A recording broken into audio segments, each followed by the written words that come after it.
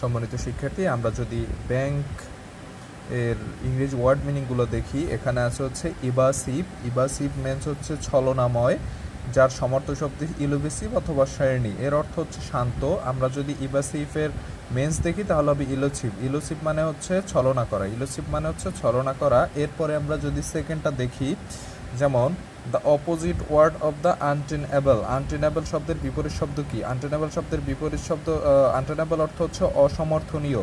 আনটেনেবল শব্দটির হচ্ছে অসমর্থনীয়। এটার অ্যান্সার হচ্ছে ডিফেন্সেবল। অপোজিট মিনিং হচ্ছে ডিফেন্সেবল, যেটা বিপরীত শব্দ। এরপর হচ্ছে প্লিথোরা। প্লিথোরা শব্দের অর্থ হচ্ছে আধিক্য। প্লিথোরা শব্দের অর্থ হচ্ছে আধিক্য, যেটার অ্যান্সার হবে হচ্ছে এক্সেস। যেটার অ্যান্সার হবে excess. Opposite of the terminate. টার্মিনেটের বিপরীত শব্দ কি? টার্মিনেটের বিপরীত শব্দ বিগেন। বিগেন মানে শুরু করা। ডিসগ্রেট। ডিসগ্রেট শব্দের হচ্ছে অবজ্ঞা করা। এটার অ্যান্সার হবে ইগনোর। এটার অ্যান্সার হবে ইগনোর। ইগনোর মানে হচ্ছে অবজ্ঞা করা।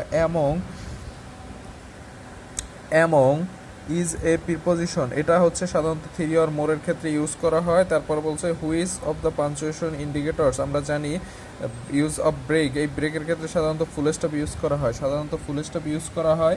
এরপরে আমরা চলে যাব 36-এ, which mood is express wish. অর্থাৎ আপনার which mood is used express a wish. আপনার ইচ্ছা প্রকাশ করা হয় কিসের মাধ্যমে? সাবজেক্টের মাধ্যমে। সাবজেক্টের মাধ্যমে। I don't know how you can put up with, অর্থাৎ সহ্য করতে পারবে, কিভাবে এই নয়েজ সহ্য করা যায়।